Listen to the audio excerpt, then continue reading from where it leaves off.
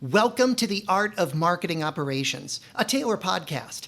I'm Glenn Bottomley, and today my guest is Tim Parkin, president of Parkin Consulting, a performance consultancy to marketing operations teams everywhere.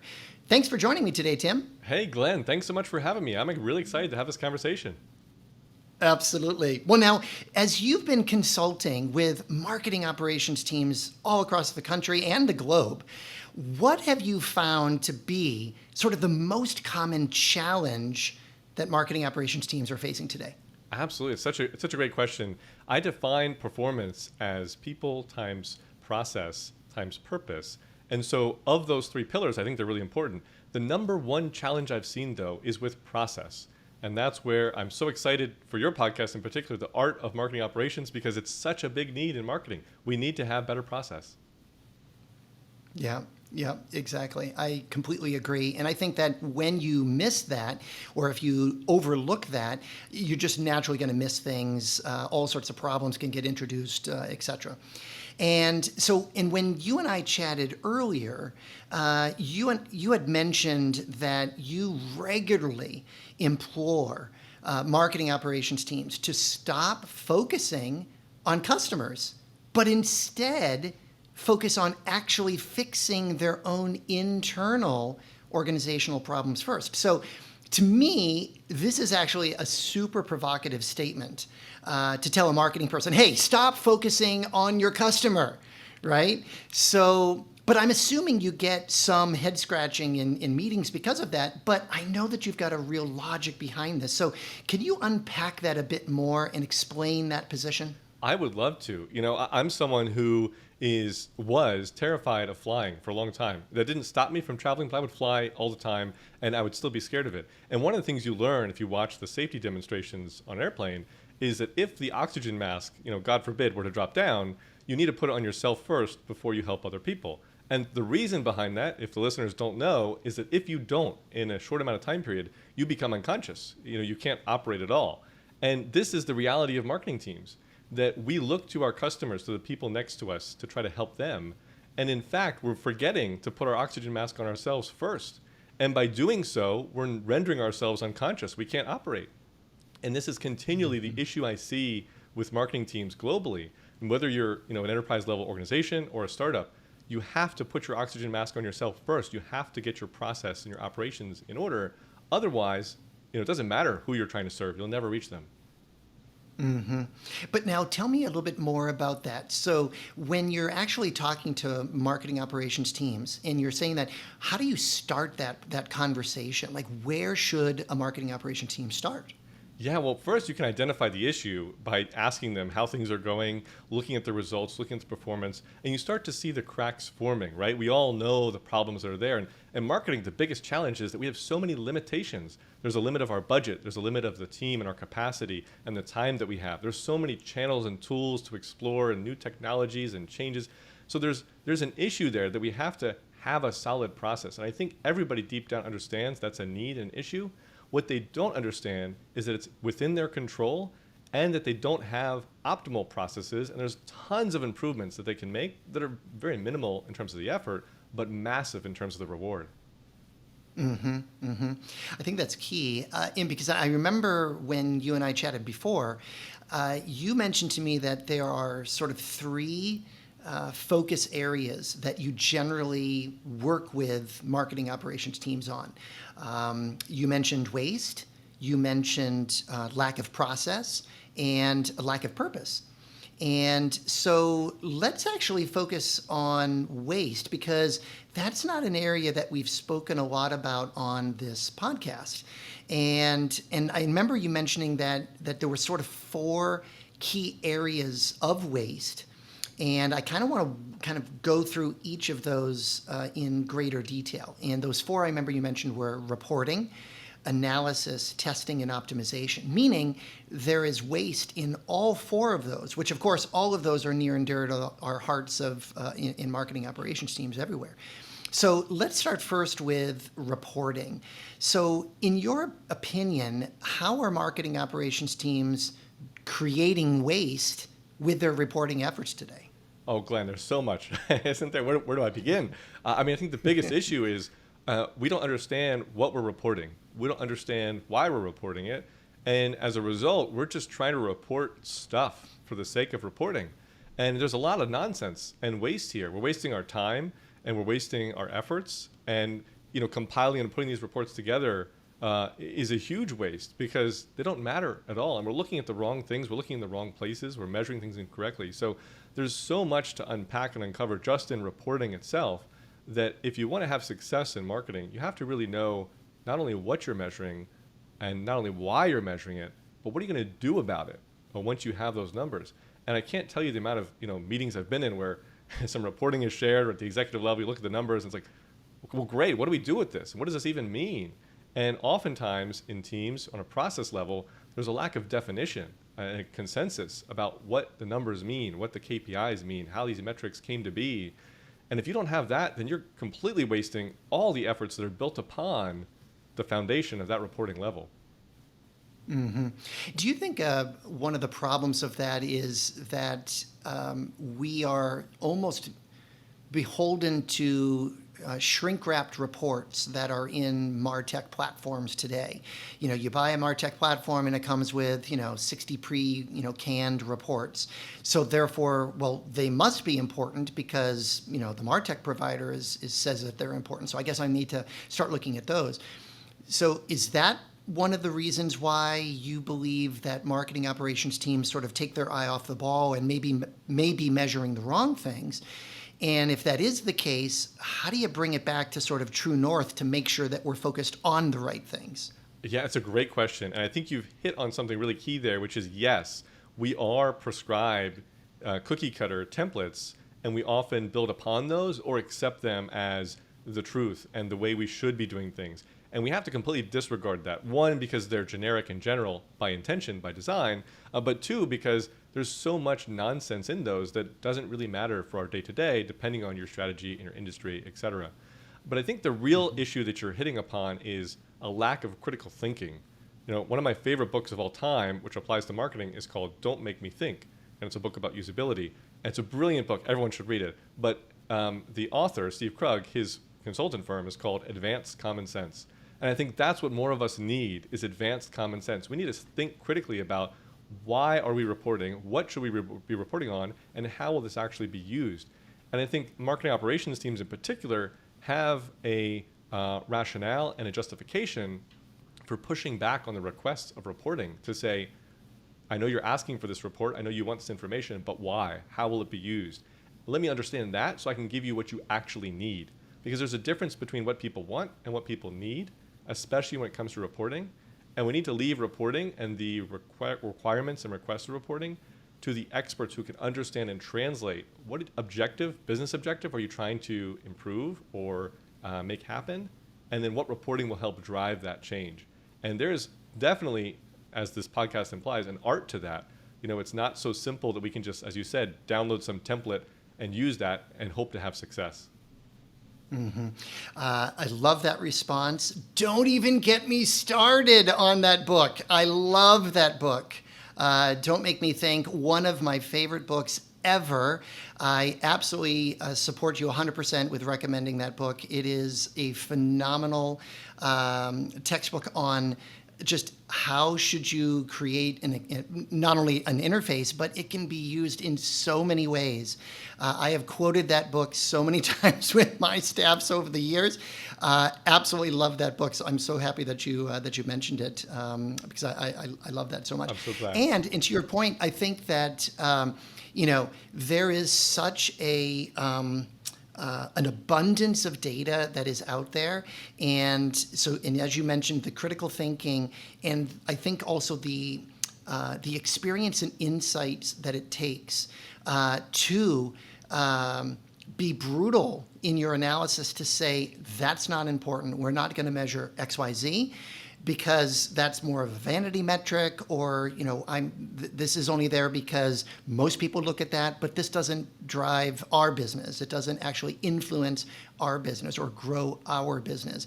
And so I really think that the discernment that you're recommending it's hard to do, but when you take that time to really drill in, it really can do a great job. And I think to your point, it can remove that waste because to your point, waste in reporting, it's that time.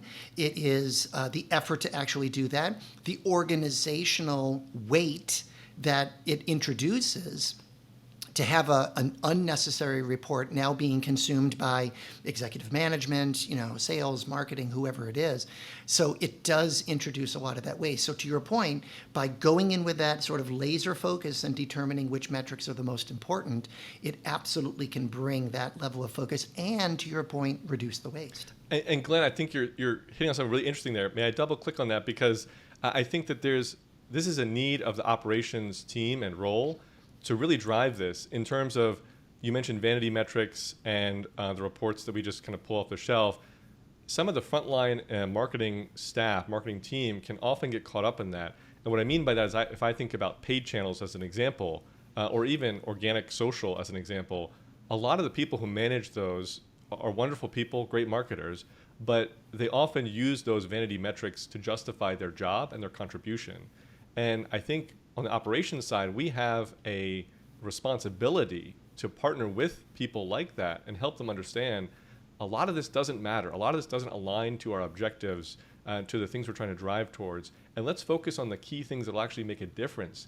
And we have to get rid of this idea of job security in the sense that, well, I'm doing my channel, I'm managing it correctly, I'm putting out all the numbers, and so therefore you can't fire me.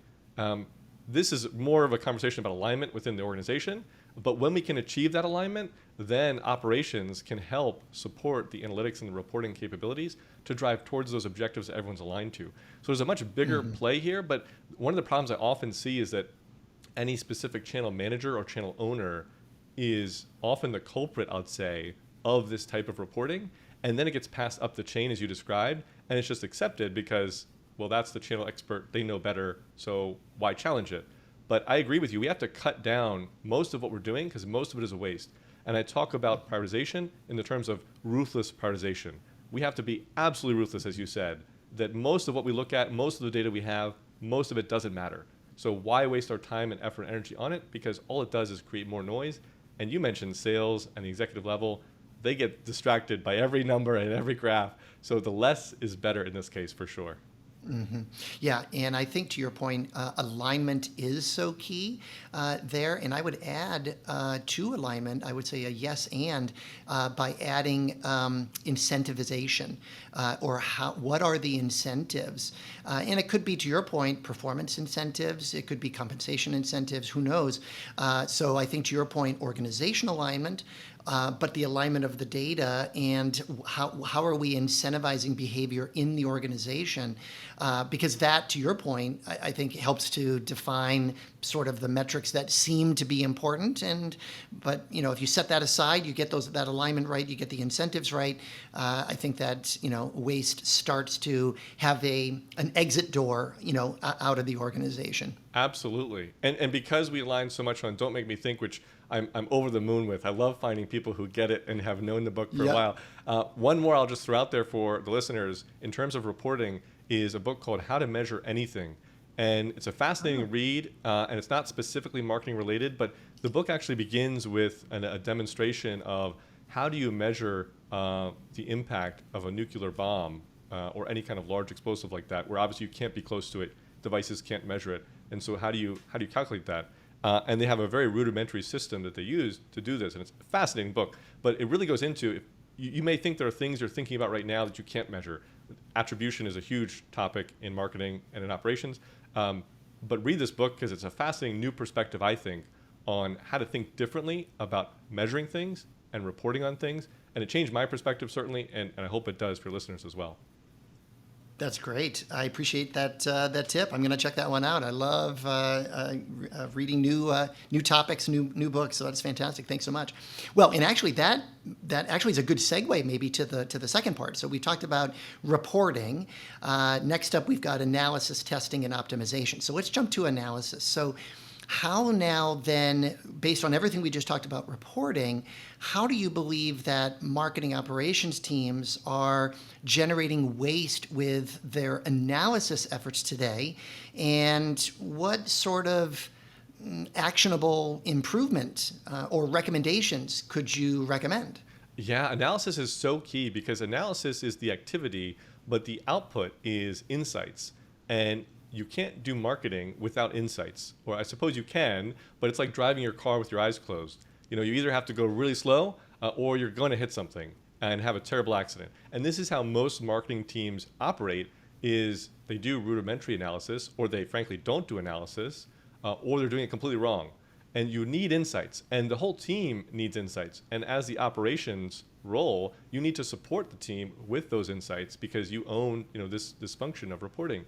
And so, in terms of the waste generated from analysis, the biggest waste is incorrect analysis and too much of it. There's a lot of noise, and depending on how you run this, if you run a monthly, meeting to share these analyses or insights, or if you're doing this on a weekly basis, there's a lot of stuff that's irrelevant. And this goes back to objectives and alignment with the team. What really matters? What do we need to know? And how will it impact what we do? But the second area that there's waste is operating in different silos. And this is a really common problem in most marketing teams that we'll have some wonderful insight over here, but then it doesn't get shared with the whole team or the whole organization, so that insight isn't shared and doesn't benefit on this side of the house. And so we have to bring these together. And I'm happy to dive into it, but one of the things I think is really key to develop, which is really simple to develop, is an insights library. So you can put these together, share them, document them, and help grow that library over time, and it becomes a tremendous and invaluable asset for the team. Mm-hmm. I love the library concept. Not only could that be used and tapped into, organizationally, but I think it's a way to sort of document, the things that are the most important to remember, within the organization. And I think it also helps to propel an organization's culture forward because we remember, these are the most important. But I want to go back to the previous topic about reporting, because if you have that laser focus on the metrics that matter, and by shrinking that down to those metrics that matter, I think the temptation, my experience has been, the temptation to overanalyze or create analysis that you think is generating insights, but actually maybe really isn't, that temptation is gone, or at least is reduced, because now, instead of having 60 metrics, I'm really focused on these 5. And by then looking at those 5, now insight, or the way that you could derive insight from that, A, it becomes easier, B, it becomes more impactful, and C, I think it becomes more digestible for the organization, as opposed to throwing out, 100 different things that you think are insights, but really aren't. Absolutely. And just for the edification of the listener, we're mentioning reporting, analysis, testing, optimization. These all build on each other. So if you think of a pyramid, you have to have reporting, and then you can have analysis, then you can do testing, et cetera. And so I think your point here is well taken in the sense that the more refined you can be about what you're reporting on, as you said, the easier, the more effective your analysis will be, which then feeds into everything else, up the ladder, so to say. So absolutely, yes, it all starts from the ground. And I think, too, the other issue I've seen in terms of waste is there's a lack of skills in terms of ability to analyze and the insights that can be generated. And you mentioned this in terms of a lot of things that we think might be insights. And I think that was a really key highlight there, because my experience is that many marketing teams, even at the enterprise level who have massive budgets, global scale, don't have the skills internally to do proper analysis to understand how these things are interrelated and how one causes the other and what that means and what to do about it. And that's a huge gap. And I think if a team can develop those skills, and I think the Insights Library, or sometimes I call it the Book of Knowledge, is a way to do that, like you said, to codify and formalize that process, it's tremendous, especially when you're onboarding new employees, or if you want to look back and historically to see what we've done and what we've learned. It's a really valuable resource. Solid idea, Tim. I appreciate you sharing that. So let's shift then to the third item, which is testing. So how then do you feel that marketing operations teams are generating waste through their testing efforts? And again, sort of what actionable improvement ideas might you suggest? Yeah, testing is key. So let me just start by saying this. nobody knows what will work in marketing. I don't know, Glenn. I don't think that you know. Your agencies don't know. Nobody knows. Your team certainly doesn't know what will work. And that's not a bad thing. It's because marketing changes every day. Your customers change every day. Culture changes. The competition changes, etc. If you accept that premise, then the only logical conclusion that I can come to is that we have to test to find out what works. And that's where testing is paramount to the success in marketing, just like we said about analysis for insights and reporting. But you have to test. You have to be testing. So the number one waste of testing is not testing. And not only not testing, but not testing at scale and at volume. And so most of my work with my clients is helping them develop experimentation and optimization programs centered around beginning with testing. And so the first thing I'd say is if you're not testing, do it. You have to do this. And I call it experiment zero, which is get a testing platform. Google Optimize is a free testing platform, and run an experiment. I don't care what it is. I don't care what you're testing. I don't care if it's successful or not. Just run one. And once you do that, I think you'll become addicted to the idea of testing. And then you can start to develop a whole process and formalize how do we test? How do we test correctly? And we can dive into that a little bit more, but just start. The biggest waste is not testing, because every time you put something out in the world, you have no idea if it's going to work or not. And unless you're testing, you can't get validation on that as fast as you could if you were testing. Yeah, and to your point about waste, my experience has been that that by not testing, to your point, you may continue to do something that you think is effective and is generating maybe a modicum of result. But then when you test and you actually go through that process, you now find, oh gosh, that thing that I was doing before, I thought that was being effective. It's really not. And so to your point, then you're wasting cycles, wasting time, wasting resources, potentially money, trying to go down that path because you're, sort of keying off of either past knowledge, old tapes, something that you think is working in a specific direction. Interesting story for you. I worked recently with, or met with a consultant, and they were talking about display ad efficacy. And this was specifically display ads in social platforms. And so, in social platforms, display ads online, any sort of DSP that's out there. And they found that, and I'm going to forget the exact direction, but when the animation in the animated display ad, when the animation went right to left or left to right, whichever one it was, but when it went right to left, they had a measurable, like 5 or 6% increase in tap rate into the ad. And so then I thought, well, there's got to be something to that. I mean, it can't just be right, left versus left, right. I mean, it can't be that simple. And they said that they actually tested that on every single platform, whatever the ad, creative was, and they found that same 5 or 6% lift in every one of the platforms that they used. So they were like, I don't know why it worked, but it just works. And so to your point, no marketer, I say it a lot of times, I don't have a monopoly. I don't hold a monopoly on knowledge. And so I let the data tell us, let the data decide. And so to your point, you have this great opportunity to test and just trust the data, because sometimes you're not even going to think that this is mattering or that this actually matters, but sometimes it does. That is absolutely hilarious and so stupid that something like that could possibly work. It was just a simple creative, and it was either left or right, and that's the only change that they did with the test. I would, if I had to guess, I would say that in most countries, we read left to right, so I'd imagine left to right was the winner. But I'd be curious to test that in a different market where, right to left is the language. That's fascinating, though. But see, and you mentioned this before, mathematically, the term for this is local maximum. And I'll explain that in non-mathematical terms, which is, you see the mountain and you want to get to the top of the mountain. So you climb the mountain, you get to the top of the summit, and you're proud of yourself. You've accomplished it. You've hit the top. You can't go any higher. And then you turn around and you see a mountain 10 times taller. And that's what most marketers do, is we think, we know what works. We've always done it this way. Or this is what the competition is doing. And we get to the top of that first mountain and we think we can't get any better, maybe marginal improvements.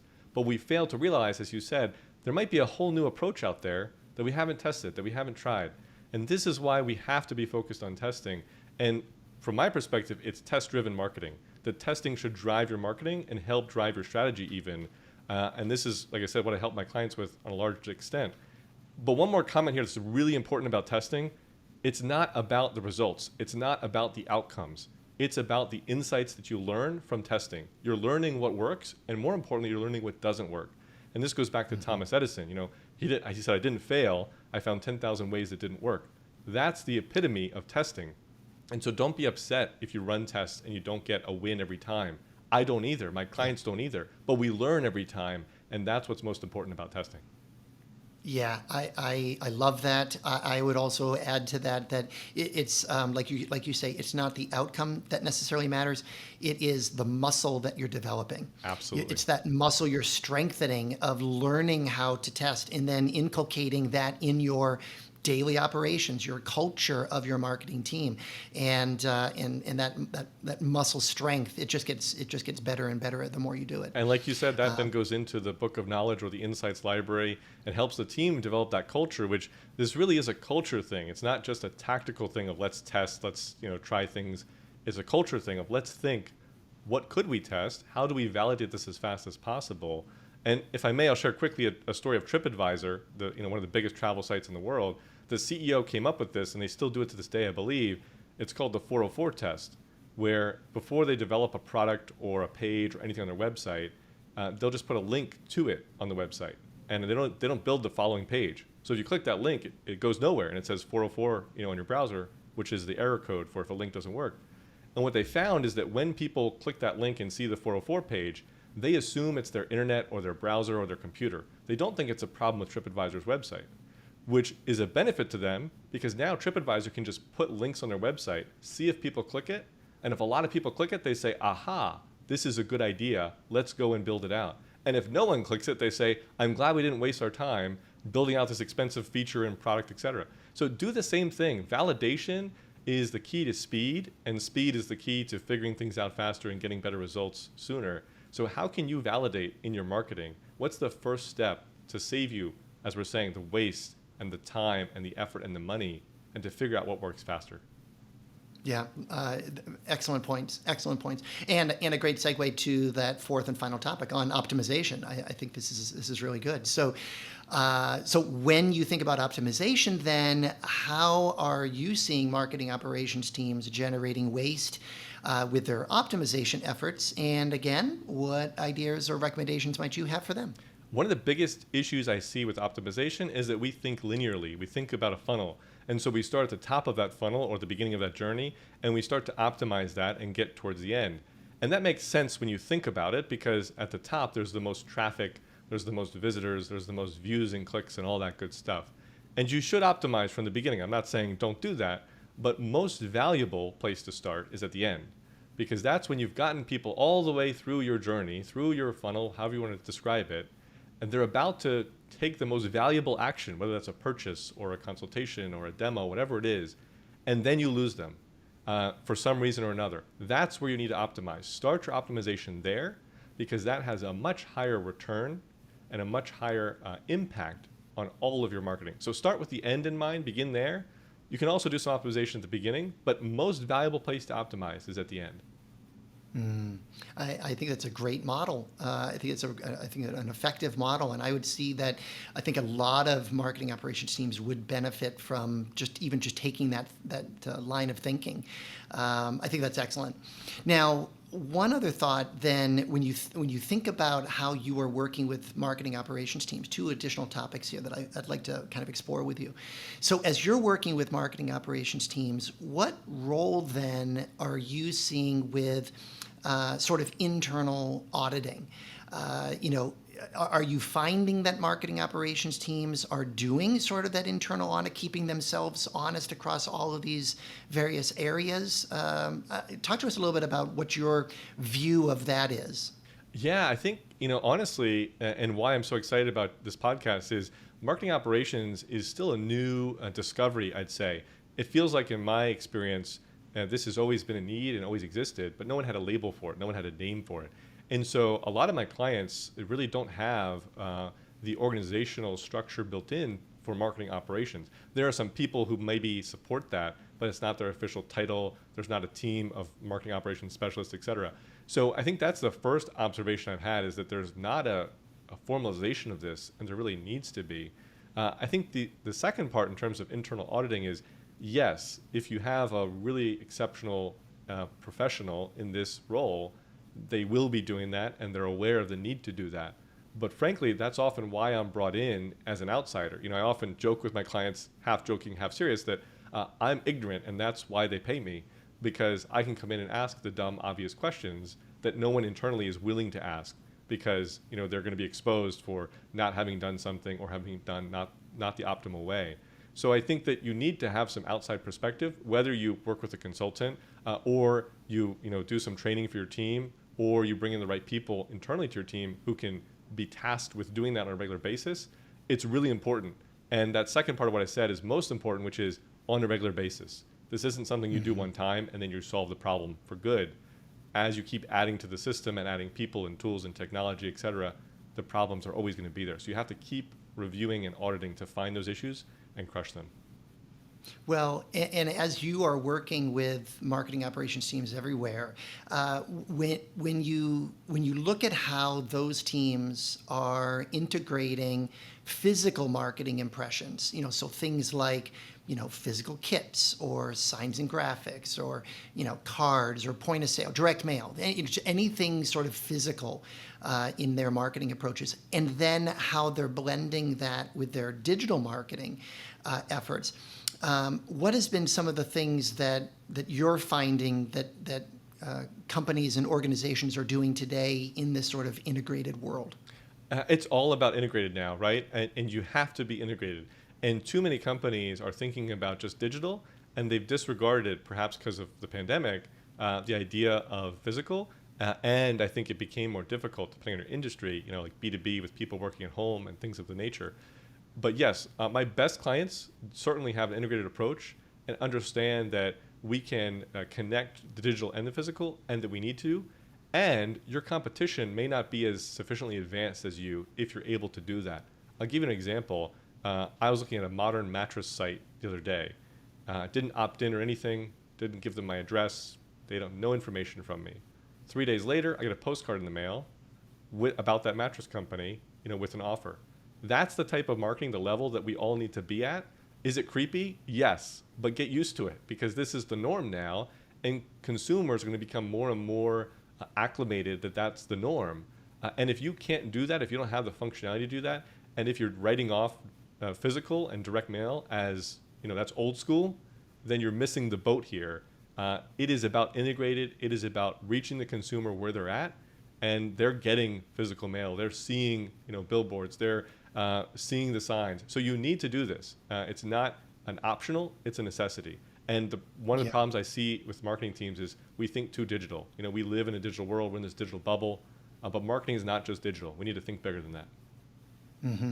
A vendor of ours recently had some research that they shared that, particularly now that there is such a relevance of direct mail, there is such a relevance now because we live in such a digital space that there's more of an excitement that actually comes. And there's some generational ties here as well.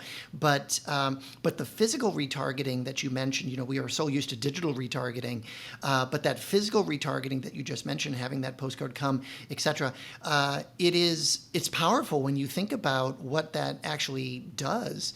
And of course, how many times have you been on your computer, or even on your mobile device, seeing a product, researching a product, and then maybe you're on a streaming device, an Apple TV, a Roku, a Chromecast, some sort of streaming device, and then all of a sudden there's a commercial for the very thing that you just were looking at a day or two ago. And now there's this 30-second ad doing the same thing. So that cross-media retargeting, it's really fascinating now. So I appreciate your comments on that sort of integration between physical and digital. I think it's really, really critical right now. Absolutely. So Tim, before we wrap up today's episode, what is the main takeaway that you want to share to make sure that we understand the challenges facing marketing operations executives today? Well, I'll play on the name of the podcast. I said I love it, marketing operations being an art. Marketing is often seen itself as a creative endeavor, and I don't think it is. and I'll probably get some comments about that. But marketing is much more of a process than anything else. And the number one thing I continue to see is that marketers, we lack a process for what we do, and we need to develop one. And what's so wonderful about calling it art is that there is, a science to it, and there is an art to it. There is a creative element here, but it's much more of a process than we think. And the challenge that marketing operations professionals have is helping the rest of the marketing organization understand that. So my call to you would be double down on your process and help communicate the importance of process and show how a better process can drive improved performance. Because that's the reality of marketing here. The role of operations is to support marketing to drive better results. And we can do that through process, but we can't do it alone. But it's our job to make that cause known and to get the support for it and to align with the rest of the marketing organization to help them achieve that goal. So process is key. And if you don't have a process, then you're stuck. And I'll leave you with this quote from Edward Demings, who I also love. And he says, if you can't describe what you're doing as a process, then you don't know what you're doing. And what I found is that too many marketers don't know what they're doing. So please, double down on your process. We need to do it. Effective advice. I appreciate that. Well, this wraps up this episode of The Art of Marketing Operations. Thank you so much for joining us today, Tim. Absolutely, Glenn. It was a blast. Thanks so much. Absolutely. Well, until next time, stay safe, take care, and thank you for listening.